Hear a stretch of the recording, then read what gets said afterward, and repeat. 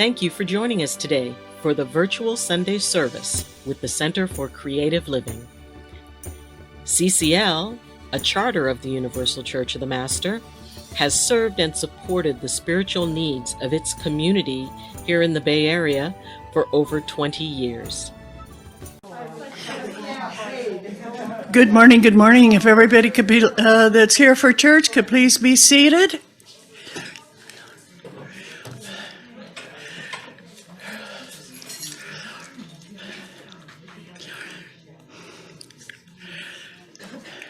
It's pretty exciting, but probably everything that you want are still going to be there, so don't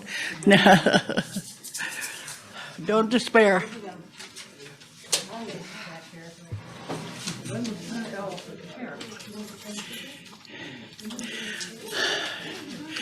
If everybody could please be seated.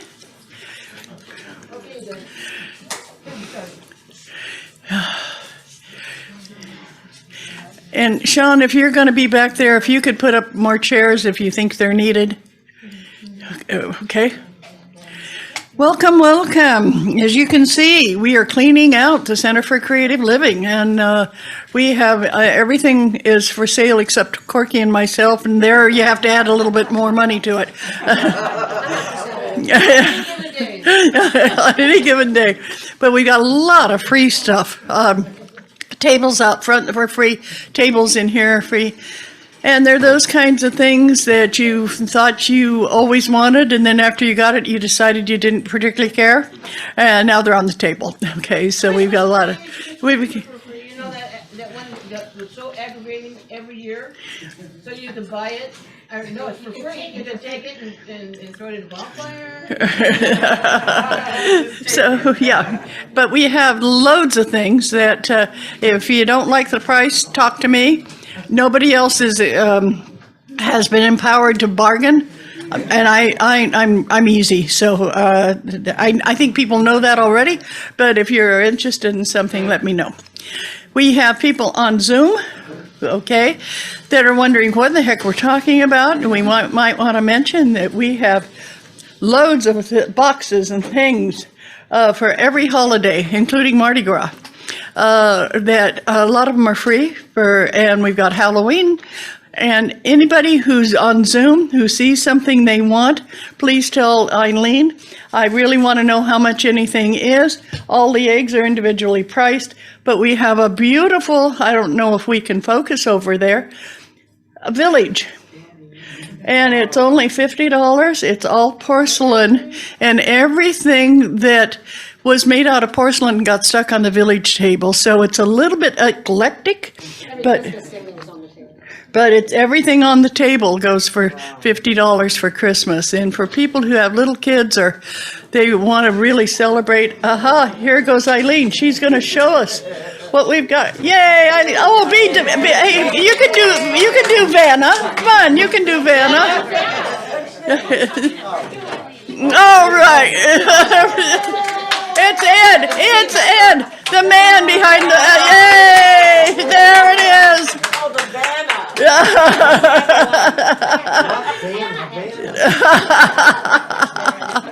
So that's amazing if you price any of those. And since we've had them for 15 years and they were 20 years old when we got them, I think you might have an antique collection there of some of those.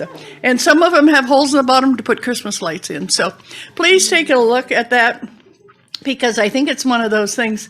I know when we had it up for Christmas, everybody just spent time just looking at it because it's very, very unique, okay? And in the warehouse, we have some musical instruments from all over the world. So kind of if you can... What'd you say? I said if there's any left after Jan got it. Yeah, I know. There's weren't the claves wonderful? Last night, Ronnie got a frog that you stroke it. Very interesting things. Yeah. Now we received some sad news yesterday. Reverend David Harvey made his transition, and he was the minister that at the Billy DeFrank Center. He was a Christian minister, and we knew David. He did a lot of work with the veterans. Yes. He had the Gold Star mothers meet here, and that was for Valentine's Day, and they wrote love letters to their children who had passed in the service, and he did a lot of good work. So just, could you lead us in a small prayer, Jan, just kind of for David? Yeah. Yeah. For his son, John. Yes, John Watson passed. Yes, Yeah. he did a few days ago. Yeah. Okay. Beloved Creator, God of all that is, welcome home, our wonderful David and our wonderful John. Let us know that their energy is forever in our hearts, and we want you to know what a gift you have given us in these two wonderful men who followed their spiritual journey and are coming home to you. With all of our love and all of our gratitude, we send them on their way gently and easily. Fly free, David and John. Know that you are held in our hearts, ever be present in our lives. We send you sweet journeys on your way. Fly free, fly free, fly free. Oh, thank you so very much. I think with John would call me about once a month and say, Donnie, do you know that God loves you? And he'd go on about how we are all children of God and how wonderful we are and how blessed. And his mother, Doti Peterson, was one of the presidents of the Universal Church of the Master. And he'd talk about UCM and he'd praise UCM. And then he slowly started fading, and we didn't hear much from John, but we still appreciate who he was. My guitar was stolen. My previous guitar, John bought me this guitar. Okay. Events that are coming up. We have Tony Redhouse. And Tony Redhouse is going to be speaking Wednesday the 13th, is that correct? Yes, correct. And it's going to be on through UCM. And what do they have to do, Eileen, to get Tony? Go to the UCM website, u-c-m.org, and there will be an announcement there as well as the Zoom link. So if folks have any questions about it, please contact the office. Wonderful, wonderful.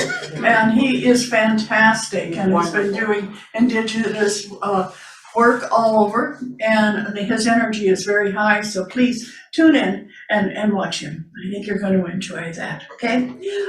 Anything else that anybody would like to announce? Next week's speaker is? Go ahead, finish. What? Go ahead, finish your. No, I'm looking at Corky. John. Joan Stutz, okay. And then the week after that is me, because it'll be our last talk here at CCM. We are going to be still the Center for Creative Living doing Sunday celebrations at the Billy DeFrank Center on the Alameda, and that will be starting on the 24th. Will be our first service. Okay. Anybody else have any announcements? Yes, Annie. We know that Kris Brown had come to us and asked for prayers. She's doing very well, and that's basically an announcement. And she thanks everybody for all of your prayers. Yay, that's great. Yes, Mel, did you have your hand up? Oh, somebody in the back, the lights are kind of bright, and I saw a male hand go up. And She took the words out of my mouth. Oh. Well, thank you, Kris. Anybody else have any announcements you would like to make? Well, if you see something, if you're talking about something that's here and you want to buy it, Zoom it and tell us what it is and make a bid. And we just have a lot of things that are being sold. And we want you to know that we feel that we're going to be better and bigger and more exciting at our new venue. And that's why one of the reasons that we are delighted that Gabrielle Antalovich invited us to come and do our church there. Okay. Are you ready to do a meditation? Let's do it. Okay. And we have wonderful Sean here. I see his guitar. Well, hey, wonderful Sean, where are you?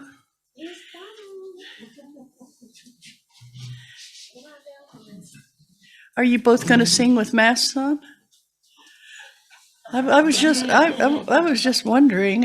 I thought it was going to be an interesting sound. And Sean, your guitar doesn't care if you're masked or not. I don't know.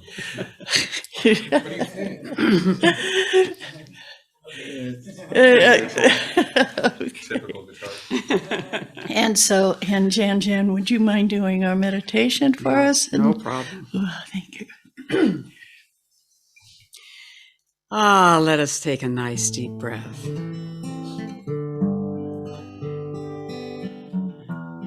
And realize that we are in the palm of Creator's hand. That everything that is born with compassion. So I want you to go to your favorite place. This might be a real place or a place that you know about in your mind, where you feel totally safe and totally free. It might be a place in nature.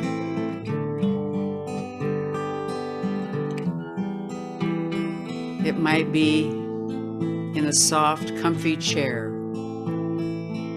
where you live. It might be on the edge of a cliff.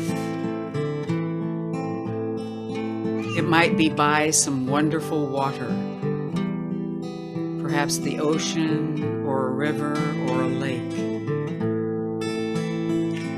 Be aware that as you breathe in and as you breathe out, you are a vehicle for compassion. You are that vehicle for the light that only you can bring. So feel that in your body as you are in this sacred place. Breathe in the memory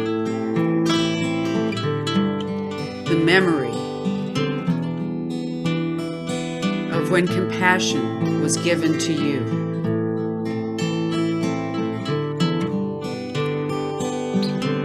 What did it feel like in your body to receive that compassion? Did your heart open? Did your body relax? Did it allow you to become more into the present moment?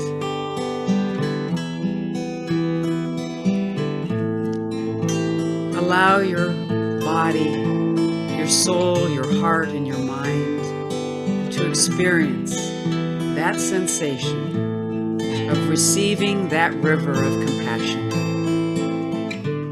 Let it flow over you. Let it flow inside of you. Let it know that you are in deep appreciation for that compassion. Let it flow, let it flow.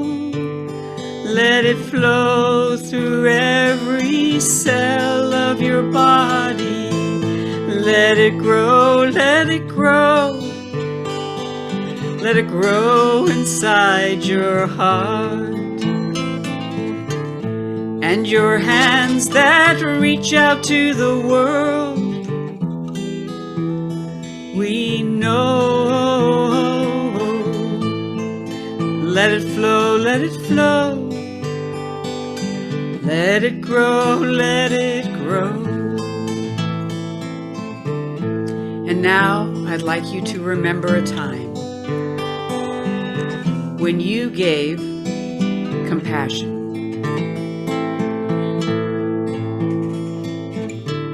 you gave it out. When your heart opened and your mind relaxed, and you said, I give you my compassion. I forgive you for whatever it is that may have felt like a wrong to me. I let that river of compassion flow and just see and know and feel, how is it for you in your body, in your heart, in your mind, in your soul, when you are giving that compassion. Drink in the feelings. Drink in the knowing how beautiful it is. Oh, compassion flows. Compassion flows. Oh, compassion flows from every cell of my body, from the chambers of my heart, from the wisdom of all that I know. Compassion flows, flows from my body, the chambers of my heart, and the wisdom it grows and grows as the compassion flows. It grows, oh, it grows.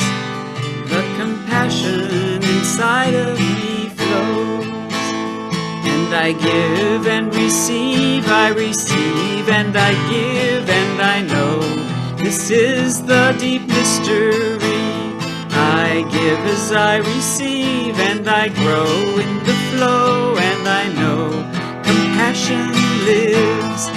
This is the action of compassion, the action of every breath, every step. This is the action of my compassion, and the compassion returns to me tenfold. Oh, from the mystery of compassion, a great river flows. Oh, the history of all I have survived is held in the loving arms. Compassion, compassion, it grows and it flows. Compassion, oh compassion, like a river it grows and flows. I feel the compassion in my heart, and with every step and every breath, I reach out to the world and start the flow of compassion, the flow of compassion. It's growing, growing compassion. It's growing and it's flowing. Compassion, compassion flows, compassion grows, compassion grows, compassion flows, compassion flows, compassion grows, and compassion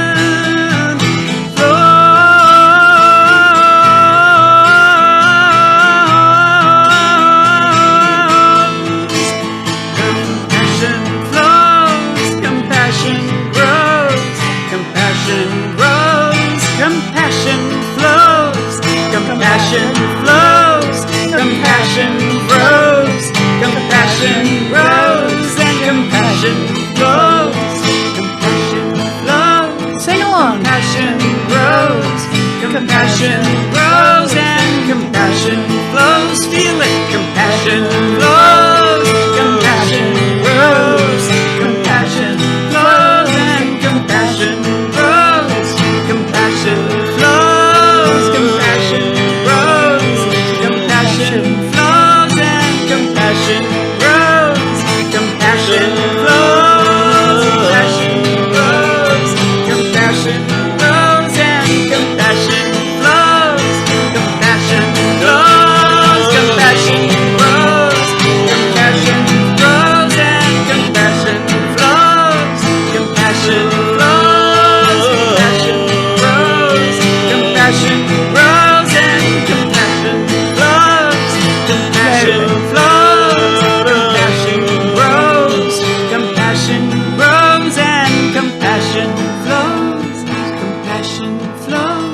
compassion flows, and your compassion grows.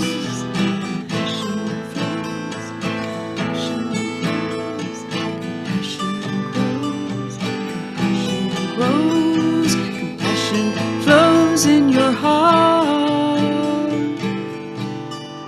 in your heart. Ooh. And just take a moment and feel, what is it like to be compassionate? To appreciate everyone and honor everyone for who they truly are. And throw things at them. Thank you so much, Janet, and thank you so much, Sean. That was wonderful. Yes, it is. Yay! We are blessed today. That is fantastic. And speaking of being blessed, we have two wonderful speakers. Most of you have met Reverend Lynn Rogers before, and also Reverend Kris Miller, who happens to be a member of the board of the Universal Church of the Master. And Lynn is in charge of the historical part of the UCM, the Universal Church of the Master. And she's the one who helps us when we're wondering, where did UCM come from and why should I be a UCM minister? She has so much of the information, and it's wonderful to have her here. So please welcome Lynn and Kris. I'm going to get out of your way. And they're going to be speaking about compassion in action. Yeah. Let me get my chair out of here. This is called the furniture moving segment here. Yeah, they even brought Rip Van Winkle out of sleep. Oh, speaking of furniture, before I forget, all of these chairs here are for sale for $3.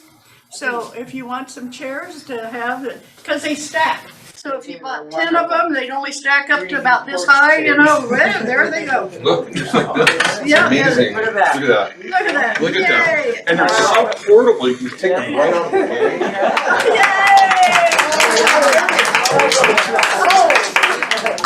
And before she sits down, I want to use this moment, since I probably won't be here again before they leave, but I just wanted to say thank you to Dottie and Corky and Janet and Ronnie and everybody else at CCL that has been so welcoming, so loving, so inclusive. My words run out. Thank you, Dottie. Thank you, Corky. Thank you, everybody. And I look forward to your wonderful new setting. Wonderful. Thank you. You know, We're not going to be a center there, though. We're going to be a church. There's a difference. you know, oftentimes Dottie made Christmases for Vanessa, my special needs adult daughter, and she's here in spirit. We've had to be very protective of her, so we kind of look like, we are so isolated, we look like Rip Van Winkle and Friend. Because we've had to be extra careful because she lives in a group home of fragile people. So what is the most significant thing missing today? We said in our talk description. And to me, that's compassion in action. Right here, right now. Vanessa went to a camp in the early 1980s, and I had her laundry to do, and somebody who'd been quite sick, who came from Agnew, had been connected to that laundry, and I was very sick for months and months and months. Nothing I carry now, but I lost like 50 pounds, and it was really scary. And Reverend Tom Gary came and visited me. But very few people that my late husband Joe and I knew were visiting when I was completely clear. There was no contagion. One fellow said, well, we're busy working on being healers and enlightened at our meeting. So we're discussing it. And I was felt so alone. And so I learned that year that what's missing in the earth in general is compassion. So during these most challenging times, compassion and action is our key. And I know we're in a room full of light workers who know this in their hearts. I wanted to talk today because it's the 800 plus anniversary of the passing of St. Francis of Assisi today. And I want to talk about how those saints in Assisi, Italy, transformed Christianity centuries ago through their loving care of persons, animals in need, and their hope and celebration with others. But you could be thinking while we're talking of maybe a story of compassion, how something touched you or someone else and made all the difference. Edgar Cayce, you know, I've talked about him before. He was a mystic, born a Christian mystic. And I talk about that because, you know, we're so eclectic and diverse, but I'm proud to be a Christian mystic. And I also would be a Hindu bhakti person if I were there. And I also have taught goddess circles, but I'm proud to be a Christian mystic. Edgar Cayce was born in 1877, died in 1945 as a Protestant mystic. He was a Presbyterian Sunday school teacher who provided intuitive insights in a sleep-like state that have been widely researched around the world. And my graduate degree was from that institute. And he said in one reading, and well, it was channeled through him, just being kind, just being patient, just showing love for your fellow human. That is the manner in which an individual works at becoming aware of the consciousness of the Christ Spirit. And he had a different take on Jesus, which is, I recovered Jesus when I read a Cayce book on Jesus having lived before, many women involved in his mission. All of a sudden, I could connect with Jesus, not as a person remote from me who came and was perfect, but by a soul who journeyed the way that I am journeying and attained to something as an elder brother soul, along with Mary, who the reading suggested the Mother Mary was his other part. And sometimes people wonder in Cayce's account why the Essenes, who were in a very tough time like we're in, and we're looking for a bringing of light, why the Essenes prepared 11 maidens on in cleansing and fasting and so forth, until an angel identified Mary as a special one to bring that energy. But as Kris pointed out to me, the Shroud of Turin, if you accept that, had no DNA really other than Mary's, and Cayce described Mary too as being immaculately conceived. Is there energy when souls are connected and are really one soul that becomes activated and that soul separates?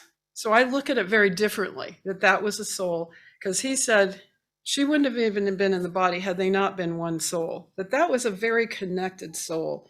And to me, what I researched in my work, Edgar Cayce and Maternal Feminine, I figured out that Jesus was bringing the lost feminine aspects to the patriarchy. And Mary, and Mary connected probably to ancient goddess traditions, helps us bring that strength and expression to the feminine. So my take, I am a Christian, but my take is broad.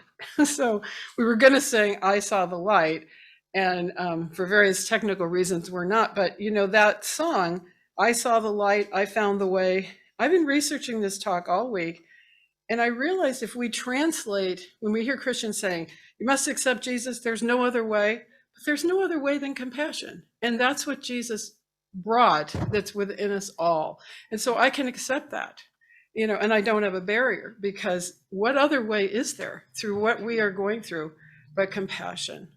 In the bookshelves of the free books, I was skimming for a minute, keeping my social distance, and it was about what makes a centenarian. Centenarians are people, the book said, that make kind deeds to others, voluntary deeds, number one in their lives. So anyway, so we have other things to cover. Saints Francis and Clare of Assisi. Just get through a Virgo stack of papers here. Okay. Virgos always have too many. St. Francis was born in 1182. His father was wealthy and ran a shop where poor people labored in the darkness to make cloth of gold. He loved medieval chivalry, epic poems, and he really patterned his followers on the myth of King Arthur, if you think about it. His military career was brief and disappointing. He had followed by a period of illness and fever. He talked to the birds on the rooftop. He had a vision of Jesus suffering his passion. He went out dressed as a beggar. He embraced lepers. He heard the Holy Spirit say to him, Francis, go and repair my church, which he thought was a muddy church dedicated to Mother Mary in disrepair. But really, he found, and we can find, that he was repairing the church and bringing it back to the simplicity of Jesus and the Essenes and Mary's message to us. In 1209, 1210, he assembled his brothers, almost like the Knights of Arthur, and they would go out with nothing but a tunic and drawers. I guess that went under things, and a cinchet, which tied it, and they would just allow themselves, like lilies of the field, to be fed as they ministered along the way. Claire was 10 years younger, and she came from a more aristocratic family of Favaroni in Italy, and they say at University of Santa Clara, she was a religious in her own right, earlier, parallel to Francis, with the same yearnings. On March 18th, 1212, she left her noble family by night after hearing Francis preached, had her hair cut, kind of the opposite of the hippies that grew the hair long, but really similar to the hippie thing. Okay, we have all this material goods here in the Bay Area, but what if I tried to live more like a Native American if I didn't have all that stuff? And so she was received of him and made the Second Order of Francis near San Damiano. She fought all her life to try to have the right to live this life of poverty and renunciation, but she was encloistered, as was the custom of the day. And now she's the patron saint of television because she had psychic awareness of everything that was going on with Francis at a distance. And sometimes she wanted to walk with him, and the townspeople didn't like that. And so one time in the snow, he was very frustrated with her, and he also was upset at himself for wanting connection more than his lifestyle would allow. He made a wife and 6 children out of snow, and then he used one of those things and hit himself for doing it. So they had dualism. They were thinking that the body and the earth, were sometimes had to be abnegated, but so he didn't know what to tell her, and he finally said, okay, walk with me when the roses bloom in the summer. And so she prayed fervently. She was very fervent, played from her emotions. And there, lo and behold, on the bare rose sticks, the roses bloomed in winter. So he had to keep walking with her because her prayer was answered. So that's a little bit about Francis and Claire, and Kris is gonna relate some information from a talk shared at the Center for Infinite Growth in 1996 to further understanding of Francis and Claire.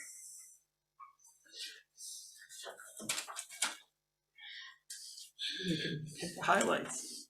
Okay, this speech was given by Lynn Rogers at CIG Church in 1996. And the highlights on this was that John Dudley, top therapist at the Veterans Administration Hospital, noted that there are 4 basic human needs: to love and be loved, to understand and be understood. And he acknowledged that to be understood is to understand, and to be loved is to love, are the basic needs of a human being on this planet. Somebody to relate to, which is a big challenge in this time of COVID and isolationism. And he read in there that Francis shone forth like a brilliant star in the obscurity of the night, and like the morning spread its light upon the darkness. And he preached before the Pope and the cardinals, and that the mountains were moved at his words, and the great sighs rose from these people in all their elaborate clothing and their big hats and everything that they wore at the time, that their innermost depths were reached. And he bathed the inner man of each of these with tears and sorrow for their materialism. And that Francis had the stigmata also. And he preached the spirit of poverty, a deep sense of humility, an attitude of profound compassion. And around him, the miracles, blessings, and mysticism abounded. Yes. At his death, larks and birds that loved the noonday sun and shunned the darkness of twilight abound the roofs and into the house to lament at his passing. And who was this Saint Francis? And who was Saint Clare? Some say they are old soul extremist and absolutely Christ-like. The Cayce readings say that the old soul is an extremist. In his early life, Francis was adorned with the rich cloth of his father, and he broke away from that feudal hierarchy and called all persons, irregardless of class, financial status, etc., as brothers and sisters, which was shocking for that time. He arose on the perimeter of the power structure with a freshness of liberty and the antithesis of the paternalism and monarchy within the church at that time. He believed the poorer he was, the freer he felt. And he had one robe, one set of underwear, and a pair of shoes, and that was basically it. He discarded the rest and walked amongst the people, embracing even the outcast and the downtrodden. He lived in the moment. He ate only whatever he was served by him, his handouts from the villagers. He only ate what they had the goodness to give to him. And he embraced the negative in life, the via negativity, and he urged planting weeds with flowers to show the contrast in these things. And let's see here. And examples from the thesis, Clare and Francis are also known as twin souls, complementing each other. And it was really through her influence that we read that Francis's soul melted at the sight of the poor and the infirm. When he could not offer material assistance, he lavished upon them love and affection.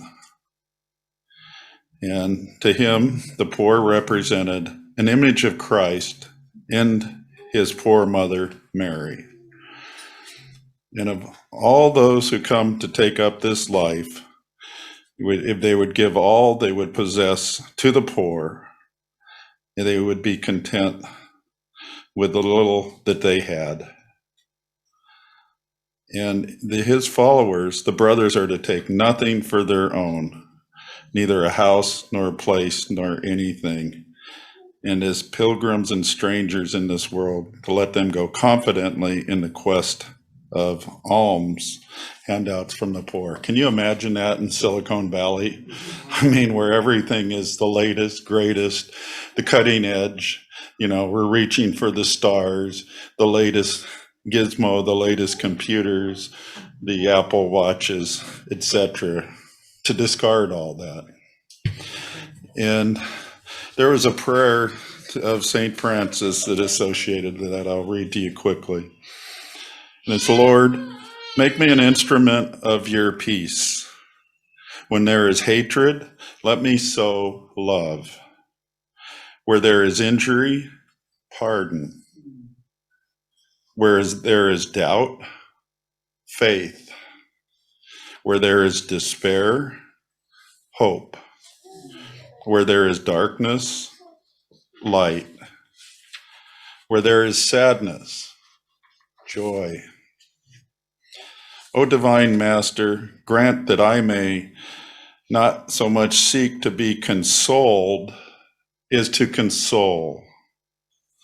To be understood is to understand. To be loved is to love.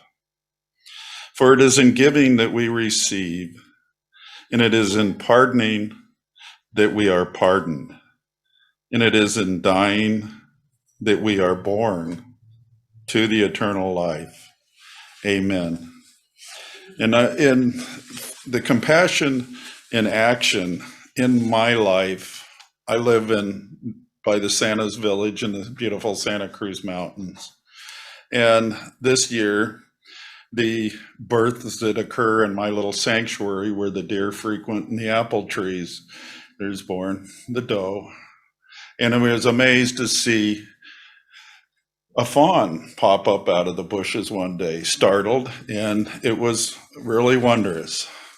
And so I started to back away to let them have their space. And another young fawn popped up. So here we are again blessed with twins, something that has occurred in that little valley numerous times. 3 years ago, there was 2 young fawns that turned out to be bucks. And they returned this year earlier. But this year we have a doe pops up with twin fawns. So I always try and keep, the people with dogs away and, keep a calm place for them. Water buckets, things like that. Shake a few apples out of the tree for them to eat. And one of the other neighbors, these fawns work around the ridges into another valley.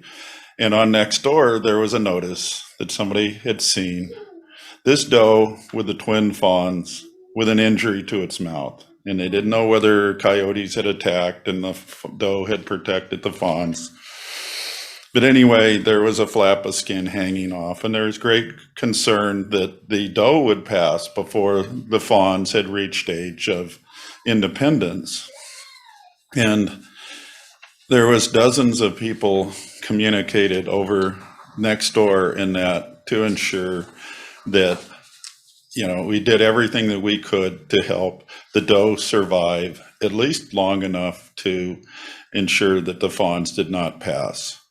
So donations came in from as far away as Watsonville. People brought food, apples from their orchards that, were slightly spoiled, bags of food for, antler max, I believe it's called, and tricks of, we used to use for the horses, putting apple cider vinegar in the water to help them heal minor injuries. And my location and one other around the ridge were where these deer hung out. And there was quite an organization by the time this was over of people coming together to ensure the compassion, to ensure that these little critters would survive. Well, then, as these things are being put out, what shows up one day I see, there's one doe and then there's another, and there's 2 fawns and then there's 2 more. So we had a collection of families, 2. And the interesting thing was these twins that keep coming through. Most of the time they have 1 fawn per year. And so, and Thursday morning, there was quite a collection down in the lower yard where I can see from my desk working on my computer, and I see this beautiful young buck there running around, and the does are there. They're not running off, and the fawns are there, and they're bounding about and they're hopping all around. And so here was a successful conclusion of all the compassion and action. All the people came together to ensure that these wildlife animals that a lot of people disregard because they eat their roses and what am I planting for the deer this year instead of what crops am I going to raise. So the compassion and action that I saw personally this year was quite wondrous. And I'll turn it back to Lynn. Thank you so much. That's wonderful. I want to see them. Did you videotape them? That's the difficulty. It's too far away from me, but I will see what I can get up there. It is quite wondrous, and the fawns are now well established and old enough to be on their own. It's quite wondrous. And that Thursday morning, I had missed the night before talking to John's phone call and received, and that night I was going to call him and I didn't get an answer.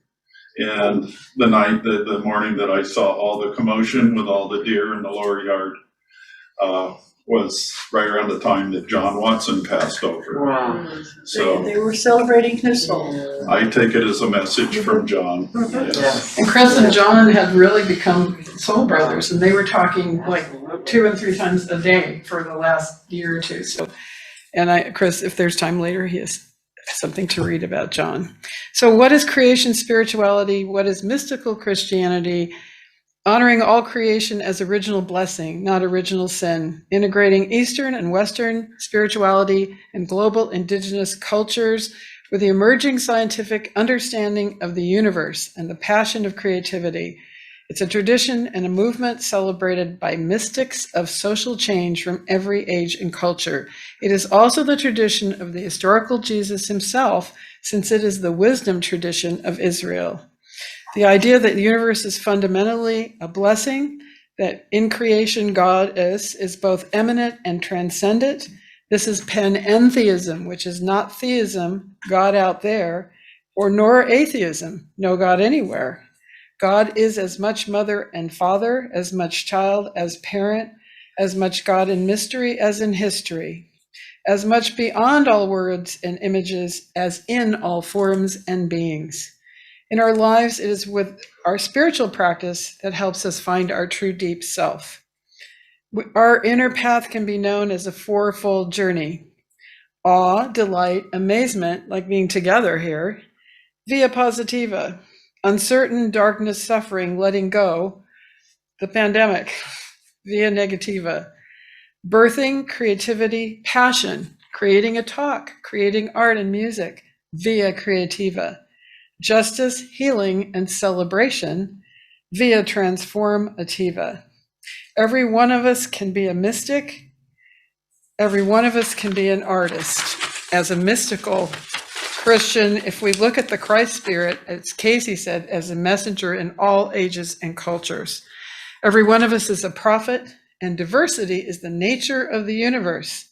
The basic work of God is compassion, and we, who are all original blessings and sons and daughters of the divine, like Jesus and Mary and Francis and Claire, we're called to compassion.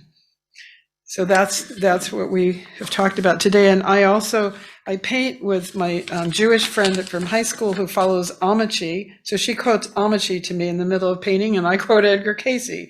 And Amici says, in most cases, the hearts of people in the West remain underdeveloped and imperfect. The head is big, but the heart can be shriveled up and dry. The path of bhakti teaches love. And as we turn our attention toward the Creator, we change, our vision changes, and we see that in all beings, including ourselves, all of us are the personification of love. I have the picture of Mother Teresa of Calcutta, and she's next to someone you might not know, Brother Roger, who innovated Taizé, because the world was torn with dissension and horrors during World War II. And so he found a neutral place to create a musical healing called Taizé. But when he went to visit his mentor, Mother Teresa of Calcutta, in one of the visits, there was a little girl, an hour old, found on the street. And she had minutes only, they all said, to live. So Brother Roger brings tears to my eyes. He picked that baby up. He didn't let her down for about 6 months. He took her home. She became a physician and carried on their work. So to me, I always have that picture of compassion and action with those two. So just Kris shared a wonderful highlight story of compassion and action. There may be somebody else wants, I don't know our time. We're 3 minutes. Okay, so I'll just share a concluding one and we'll be done. I watch YouTubes to go to sleep, other people's survival stories, and so much emerged. 1940s, we know the story of Anne Frank, but we don't know about Meek Gies, who died at 100 years in 2010. She was a Christian clerk, Dutch. She protected Jewish friends against the Nazis and saved Aunt Frank's diary, humble to the end. Many survivors of The Twin Towers describes stories about being disoriented. A young woman named Michelle Cruz took the last elevator from the 98th floor of one of the towers, and she staggered through the streets, unable to even remember till years later that she saw people falling from buildings. She was covered with debris, and she said what the compassionate touch of humanity was that people, as they wandered through the streets and got farther away, they had put tables with fresh water. She drank that water, and she felt that touch. To conclude with St. Francis, there was a very fierce wolf that had terrorized the town of Assisi. And that's my painting of Francis at the end, and mine of St. Teresa. And he had attacked people, he had attacked animals, he was hated, and Francis was to go in and end his life, but he talked to him from the heart and compassion. The wolf came back into the town, it was witnessed, put his paw in Francis's hand, and Francis said, "We will feed you if you attack no more." And so he became a wolf of peace. When he died 2 years later, he was greatly missed. And thus ends our talk on the most missing quality in our world today, which is compassion and action. Compassion and action. So let's go forward with that in our hearts and spirit. Thank you.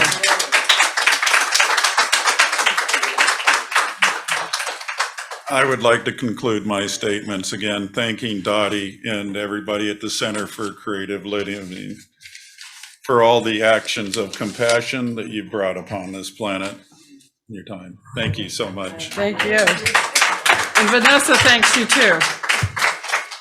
Okay, any birthdays this week? Anybody have a birthday this week? I had a fabulous one on Thursday.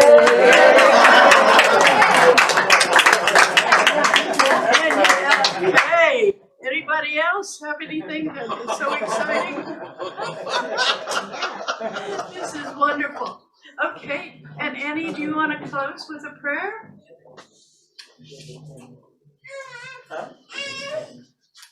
I'm gonna have to get out of your way.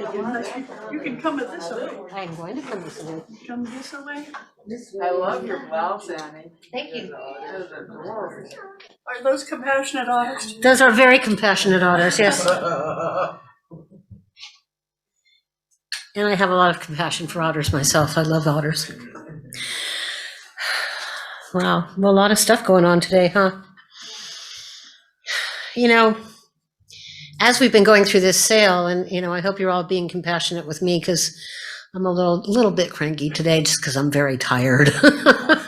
We've all been working really hard, so if I sound a little bit harsh towards you, don't take it personally. I'm just tired. So turn on your compassion. I love y'all, and that's if I didn't feel comfortable, then I wouldn't be able to do that, would I? Anyway, what I wanted to say was that people have been talking about the energy in here and how they come in here and they just feel such wonderful energy, and isn't it amazing and isn't it wonderful? And as people are buying things and taking things away, you're taking that energy home with you. I mean, you're not stealing it from us, because we're going to fill up any room that we're in with that kind of energy, no matter where we are. And so church is always going to be that way. We're always going to have that magnificent, compassionate energy and love that we share together as a community. And as we are taking all these wonderful items that we've been filling with love for so many years, decorating the center for holidays and celebrating together and just being the community that we are, you are bringing such amazing energy and love into, yourself, into your homes, and then you're carrying it with you everywhere that you go, everywhere.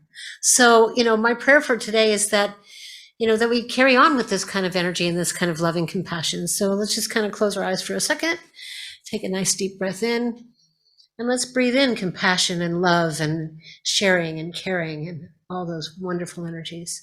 And let's breathe out anything that just doesn't feel right within our souls right now. And when we breathe out, just breathe out with a sigh. Let it all go. Breathe in again and breathe out. We thank you, Creator, for our wonderful speakers today, for the magnificent energy, for the beautiful meditation and wonderful musicians that came and played for us and sang for us today. We thank you for Reverend Doti and Reverend Corky for for helping us to have this center for so many years. And Creator, we thank everybody who's ever been a part of it, anybody who has brought in their loving energies.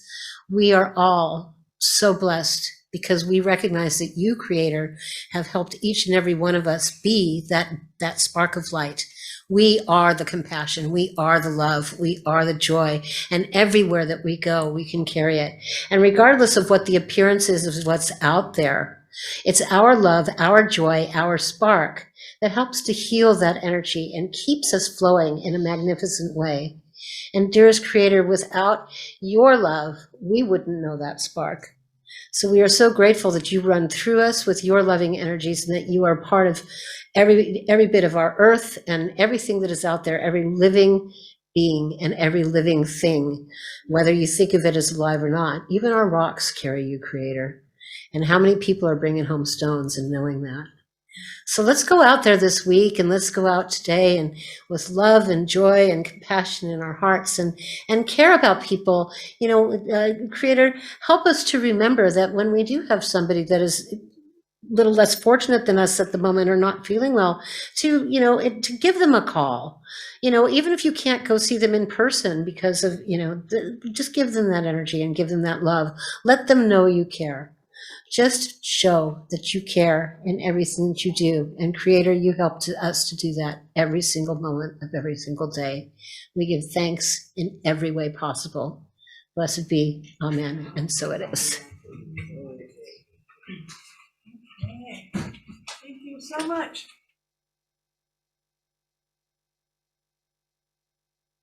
For a really good buy, we have an altar full of angels. And each one of those angels is for sale for $10. So if anybody's interested in taking a CCL angel home with them and put it on your altar at home, and because they've been here for a long time, these angels have gathered, and thank you. So you can see the angels. So you can see this. Oh, yeah, we've got a rockin' angel. The one in red. Yeah, the one in red. Yeah. Somebody should grab that one fast because it was marked 25 and I just discounted her. We want to thank you also very much for being here. And this is a time that we do donations. And you should, if you picked up a program, have a little envelope there to put money into. And that way we can, you don't know it probably, but every week we take that envelope and we write down how much you donated. And at the end of the year, you're going to be surprised when you get ready to do your taxes, how much you donated to CCL. We hope you're surprised at how much you donated to CCL. I had one lady say, why did you send me how much I donated? I only donated $7.50 in 1 year to CCL. And I said that was $7.50 more than we had. So thank you so very much. Are you ready? Yep, giving to the ministry, from which we receive our spiritual support and nurturing is an affirmation and consciousness of the truth that the Spirit is the prospering power, enriching every area of our lives. I hope that I can remember that sometime. And we've got a few, while we're doing the collection, we've got a few folks who came in. Okay, we have, let's see, from, hold on, let me scroll up. I like that. Okay, from Kathleen Smoot, we have thank you, Janet and Sean, for taking us to the heart of compassion. Let's see, from Glenn and Chen Lee, thank you for the lovely music, Janet and Sean. From Judy Hackett, we've got, hold on. From Judy Hackett, we have, hold on, Judy. There we go. Thank you for all that all of you do. My love and blessing to all.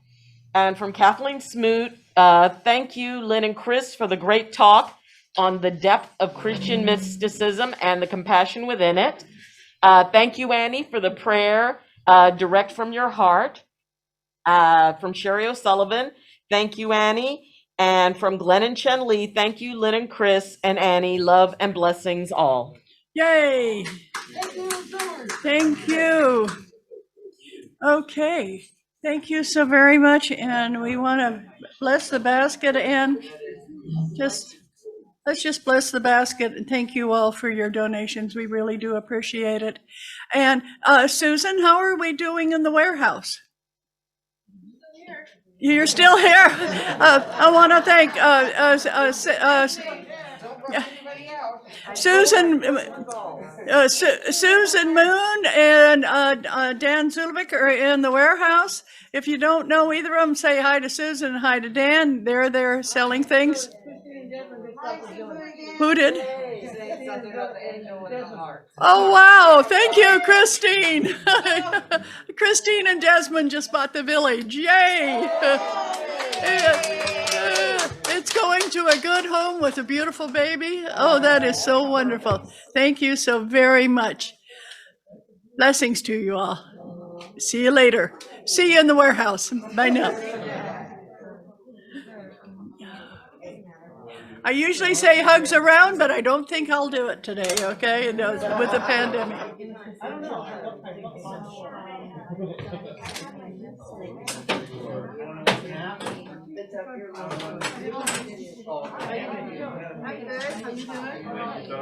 Yeah, thank you.